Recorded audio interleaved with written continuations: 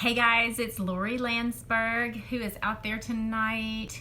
I'm so excited to talk to you guys about this. I know that a lot of women struggle with their hair, and I want to give you some tips on how you can help your hair grow faster. So I have not been one that likes to wash my hair. I absolutely hate washing my hair. I will go 5 whole days without washing my hair because I just hate drying it. I am not a fan of washing or drying or styling, and so I go as long as I can, and I dry shampoo the heck out of it just to keep from having to wash my hair. But I got products in, and I have never been so excited to get in the shower and wash my hair with them. I'm super excited to try this. So I'm going to show you the products that I'm getting ready to try, but then I'm going to talk to you about some things you can do that can actually help your hair grow faster. And I think these are important things for you guys to know. Who's heard of Bo Stiegel? I think that's how you say his name. So I've heard a lot about these products, and I got them in the other day. I have seen a lot of really good results with them. I love the way it smells. I have my husband and my son trying it. So I've washed my hair one time with it, and what I can tell you is that I got a ton of volume. So I'm super excited. And also what I love about it is that it's vegan and organic and cruelty-free. So that is always a good thing. So anyway, that's my little find. I'm super excited to see in the next couple of weeks how it does with my hair. But I have to talk to you guys about this because who doesn't want to make their hair grow faster, right? So I'm going to give you like 10 different tips, things you may not have ever thought about that you can do that will help your hair grow faster, because you might be doing some things to stunt the growth of your hair and you may not know about it. And they're little tiny things, like simple tweaks to your routine that you can do that can help your hair grow faster. Okay, so one is avoid shampooing it every day, which I don't have that problem because like I just said, I go every 5 days before I wash my hair. Try shampoo the crap out of it, but avoiding shampoo every single day, it can really dry out and damage your hair. It doesn't even matter how great the shampoo is. You don't need to be shampooing your hair every single day. So try to avoid doing that, because what it does is it gets rid of your hair's natural oils, and you need that to help condition your roots. So you want to avoid it.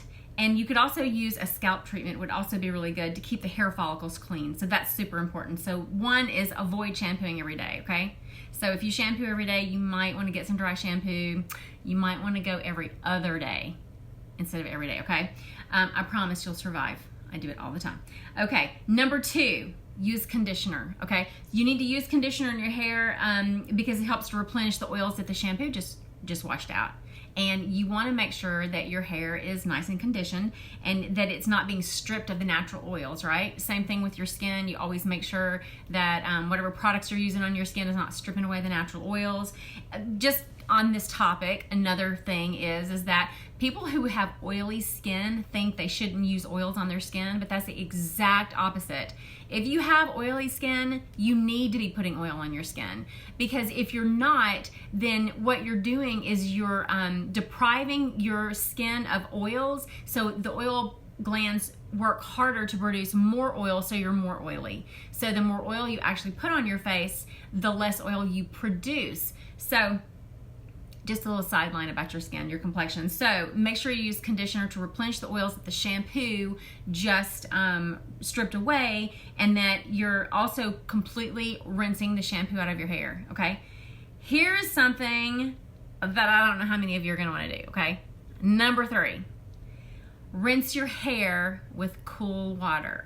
If you can stand it. You need to turn down the hot water a little bit, get it a little bit cooler, and rinse your conditioner out of your hair with cool water. It ensures that it ensures that the hair follicle is tight. How crazy is that? And it reduces the amount of hair that's lost in the shower. So if you have hair loss, this is also a good thing. So imagine when the water is on and it's nice and warm, it's opening up the hair follicles. Well, you want to make sure you close those hair follicles too, right? So they're nice and tight. So 3 is to rinse your hair with cool water. Number 4 is minimize the heat and color in your hair, right? So if you can, several days a week, don't use the hair dryer. Just comb out your hair, which is another one I'm going to tell you in a second, and let it dry naturally. You need to let it air dry because too much heat can definitely damage your hair. Let it air dry as much as possible, and then if you do use hair rollers, don't use the heat kind. Use the sponge kind or the Velcro kind, the kind that doesn't have any heat to it, because the whole point is you got to keep the heat off your hair to keep to minimize the damage. And then stretch out the amount of time between coloring your hair. I mean, I know we all like to get our roots done and all. Actually, y'all, believe it or not, I've done nothing to my hair since I think March. Nothing. I've not done a thing. Can you believe that? It's crazy. I don't know why I don't have roots. I don't get it, but whatever. So anyway, I have stretched it out quite a bit. Okay, number 5, and this is also a really good one too. When you brush your hair wet, you need to use a wide tooth comb, and I know that a lot of you are doing this. I don't have a comb. I can't. Okay, here's the comb. Not a small tooth comb, a wide tooth comb. So here's what I know I think a lot of people do. If you start up here combing your hair when it's wet, you're gonna break it. The best way to do it is to part it off in sections and take that wide tooth comb and start at the ends and comb like this. Get the tangles out, move up a little bit, get the tangles out, move up a little bit, all the way until you're up here, until you have all of the tangles out. Wide tooth comb starting at the bottom, super, super important, because if you tug too hard on your hair, then you're gonna brush out the tangles and then you're gonna lose your hair, right? So that's number 5, is wide tooth comb to detangle and start at the end and work your way up to the root. Number 6, I'm doing it right now, and I didn't even realize it. Okay, number 6 is wearing a ponytail correctly, okay? When you wear a ponytail up here at the top, it's torquing, it's causing too much pull and too much strain on the hair, and it can cause breakage. When you wear a ponytail, do it nice and low, right down here. You can even like push it up like this, and you can like do a poofy thing there so that it's like flat against your head. And this is just like a styling tip, just because I'm doing it, right? So see what I did? Can you see this? I've had this hair up all day. Like I put it up at 9 o'clock this morning, 8:45 this morning. But I took a piece of my hair and I wrapped it around the ponytail holder so you can't see the ponytail holder. Okay, so you want to make sure that you have a good rubber band, that it's, I don't think, like the plastic ones are not really good, but wear it down like here really loose, avoiding rubber bands, and then change the position of your ponytail so that your hair doesn't get too brittle in one area. See, isn't that smart? Common sense, right? So don't like move it around and make it really, really loose, because you don't want it tight against your head, man. You get a headache anyway. Who needs a headache? Okay, so that's a tip right there. They have really nice elastics that are like material, so it's not rubber and it's not pulling and yanking at the hair, okay? Number 7, you're going to love, okay? Number 7, massage your scalp. It's an excuse to give yourself a hair massage. Okay, so if you perform a daily scalp massage, it may help stimulate the blood flow to your hair follicles and promote hair growth. So include a daily scalp massage in your routine. So you have to tell your other half that this is if he doesn't want you to go bald, he's got to give you a hair massage every night, right? So a nice hair massage. Get those follicles massaged, get them going, stimulate the blood flow. That's really, really good. Now I look great, right? Okay.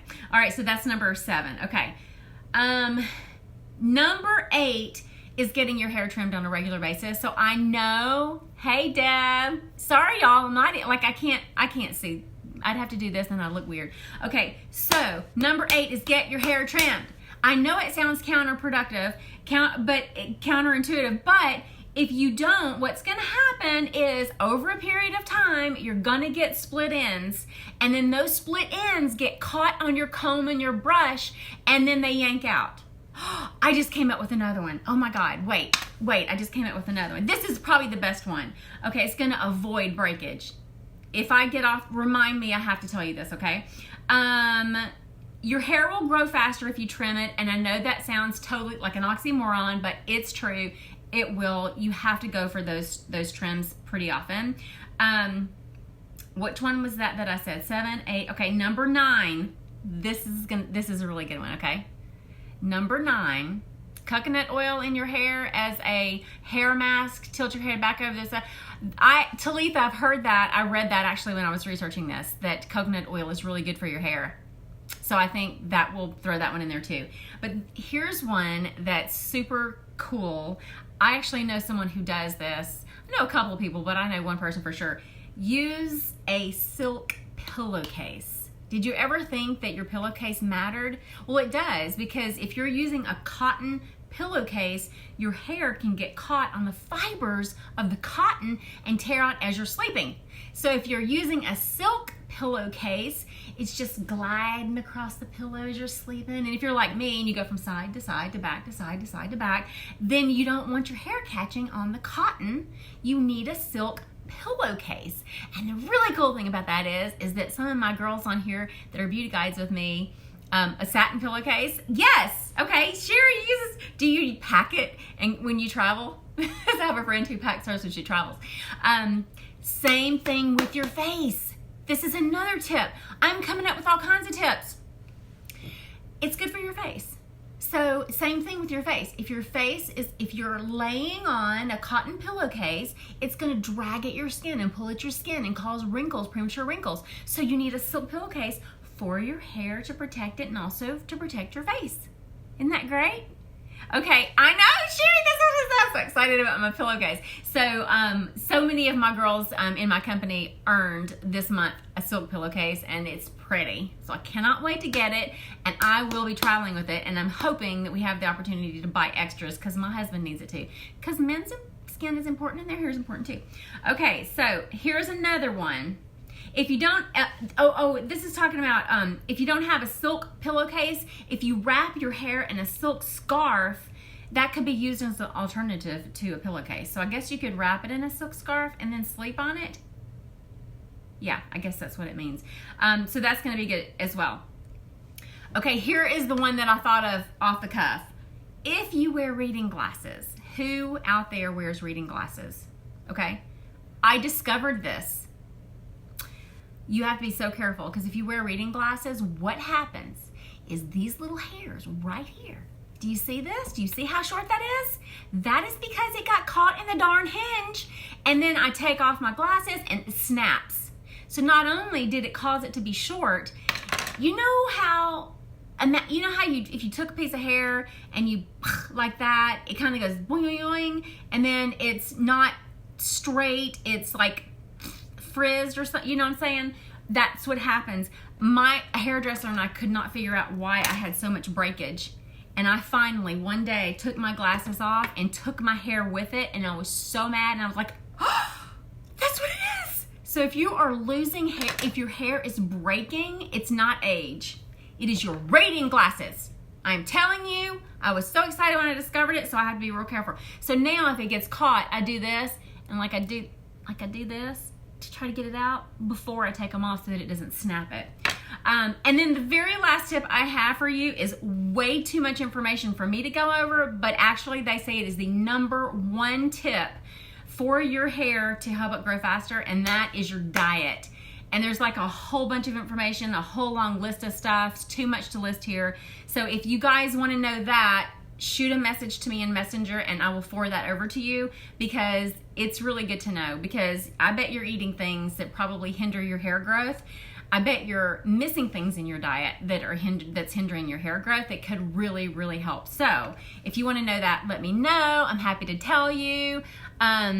Yes, super excited.